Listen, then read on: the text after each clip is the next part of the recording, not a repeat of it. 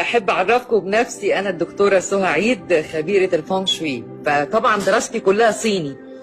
نعم. فبحكم الدراسة بقول إن نظام الطيبات ده أحسن نظام على مستوى البشرية، ده أفضل شيء، وألف رحمة ونور على دكتور ضياء اللي نور الوطن العربي كله.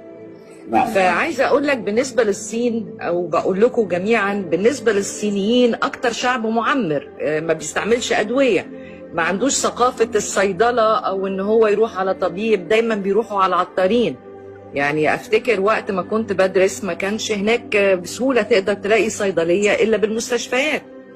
نظامهم الغذائي نفس نظام الطيبات، رز وخضار مشوح، تمام.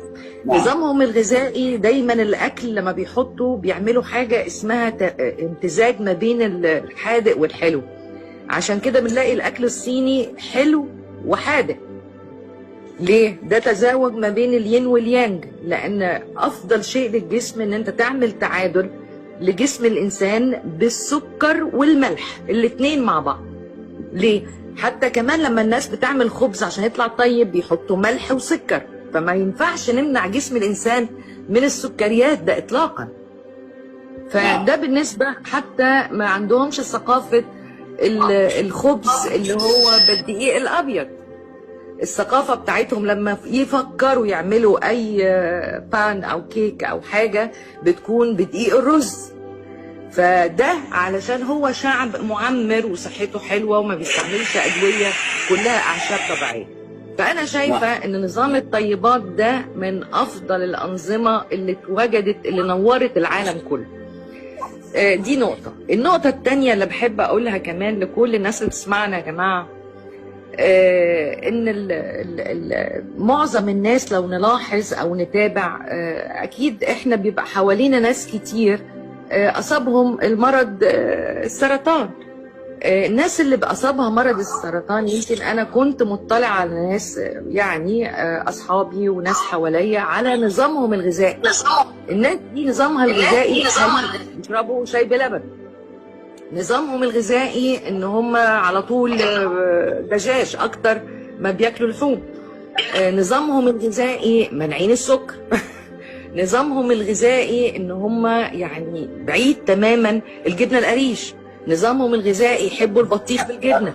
ده نظامهم الغذائي، البيض والدجاج. فالناس اللي بتمرض بالامراض سواء ضعف مناعه وبالتالي السرطانات والامراض الاورام الخطيره دي، ده قايم على نظام غذائي كله دجاج، بيض، البان، جبنه بيض. يعني ما في شيء اسمه جينات او وراثي، في شيء اسمه هذا ما راينا عليه اباؤنا، هذا ما راينا عليه اباؤنا. لا، ما فيش الكلام. يعني مش ممكن هذا الجين يورث، يعني منطقي كده ما ينفعش. بدي استغل وجودك دكتوره واسالك يعني بعض الاسئله. بس انا كنت عم بسال نفسي انه هل انه السرطان والسكر وفشل الكلوي وتليف الكبد وكل هذه المشاكل كيف استجلب، يعني كيف اجت على جسم الانسان؟ انا بقول في منظمات عالميه كبيره اللي هي حاكمه زرعت لنا اكل من هاي الميله سام جدا، وعملت تاخذ ملايين الدولارات من الاعلام كرمال نحن نتجه على هذا الاكل، بالاضافه للاعلام الماجور. نحن لحتى ناكل هيدا الاكل بدنا نروح على هاي الميله لعند الاطباء. الاطباء وظيفتهم انه عارفين الحقيقه ولكن بدهم يسوقوا للدواء. الدكتور هون من بعد ما نتسمم ومعدتنا توجعنا بنروح لعند الدكتور بيبعتنا لعند الصيدليه، بنجيب كيس الادويه، كيس الادويه بناخده بيعمل عنا عوارض جانبيه اللي هي البانيك تاعول الدواء او النصاحه او اي شيء، لحتى نلجا اخر شيء للدايتيشن او دكاتره الدايت لحتى يرجعوا يروحوا يوصفوا لنا مكملات غذائيه برضه كمان لحتى تشتغل شركات الدواء. يعني انا بقول بختم بهي الشغله، هيدي اهم شيء تصلحي لي اياه اذا مشان ما نضر حدا. انا قلت هذيك المره بفيديو اذا حدا راح عند الحكيم وقال له اكتشفنا انه معك بدايه ورم سرطان، قلت انا انه يروح هيدا المريض، ما هيك راح يموت بعد 3-4 اشهر. يروح على البيت يصوم، لانه في دكتور اسمه الدكتور مصطفى محمود كان بيحكي عن دكتور تاني اسمه الدكتور راندوم، كان يعالج مرضى السرطان بالصيام. انت لما بيقول لك الدكتور مصاب بالسرطان قل له اورفوار اميرسي، روح على بيتك هيك هيك ميت ميت، انت تعالج بالصيام وادعو ربك وصوم عن المأكولات السامة، وانا على يقين انك تشفي، لانه بداية اول جرعة من مرض السرطان الكيميائي بداية نهايتك رح تكون. هذا رأيي المتواضع. مظبوط مظبوط. وعقب على كلام حضرتك ان دي سموا مرض السرطان المرض الخبيث، لانه يتغذى على الخوف. خبث المرض الشيطاني اللي هو الخبيث يتغذى على الخوف. لو هذا المريض ما كانش يعرف انه عنده هذا المرض مش هيحصل له حاجه، مناعته بالعكس هتقوى. والدليل على كده يعني اتذكر ان حمات اختي عندها هذا المرض وخبوا عليها ما قالولهاش.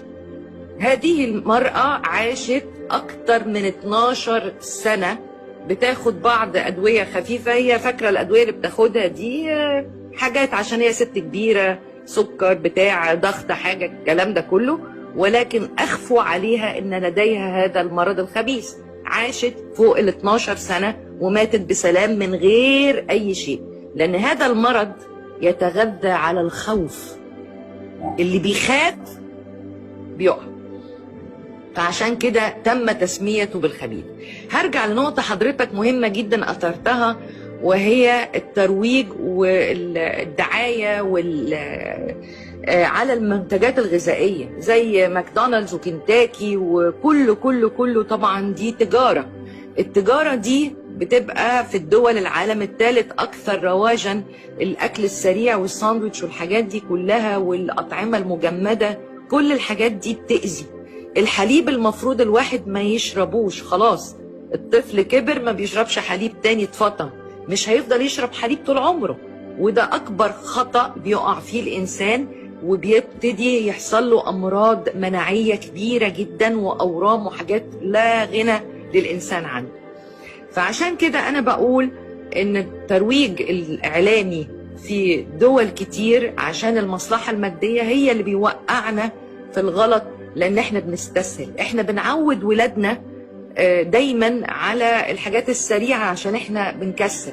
ولكن نرجع لعودة زمان، ان احنا كان زمان اهالينا كانوا بيأكلونا ايه؟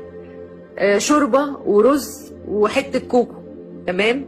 ليه؟ علشان احنا معدتنا صغيرة، فالمعدة الصغيرة بتبقى محتاجة شيء سهل الهضم عشان ما تأذيش معدتنا كأطفال. فهو ده الأساس في الأكل، البطاطس، الرز، يعني التنوع الفظيع في نظام الطيبات من أروع ما يكون. وده عمله الدكتور ضياء وجربه على ناس كتير أثبتت صلاحيته. مفيش حد اتوفى على فكرة، كل الحاجات دي إعلام مضاد خالص، مفيش أي حد اتوفى على نظام الطيبات إطلاقا، كل ده دعاية وترويج مضاد لنظام الطيبات. وبختتم كلامي، طبعا مش عايز اطول عليكم، وانا دخلت كده لقيتكم بتتكلموا فحبيت ان انا اشارك معاكم الرأي بما ان دراستي صيني. علشان انا درست في الصين في هونج كونج، وقعدت مدة طويلة في دراسة الفونغ شوي، اللي كان بشوف ان كل الصينيين صحتهم قوية، معمرين، يعني عندهم 90 سنة دي أكنه عادي، يعني شباب لسه. لما بيحصل له أي توعك في معدته بيعالج نفسه بالأكل، لو بيحصل له أي شيء بيروح على العطار، مفيش حاجة اسمها أدوية، ما يعرفوش يبلعوا أدوية على فكرة. لما دخلت شوية الثقافة الأمريكية والفاست فود، تمام، ده خلت عندهم سمنة وعندهم أمراض بعد كده، وعشان كده توقفوا عنها وابتدوا ياكلوا الاكلات الطبيعيه بتاعتهم اللي هي الرز والخضار واللحوم وبس، والسكر طبعا والعسل في الاكل. فعشان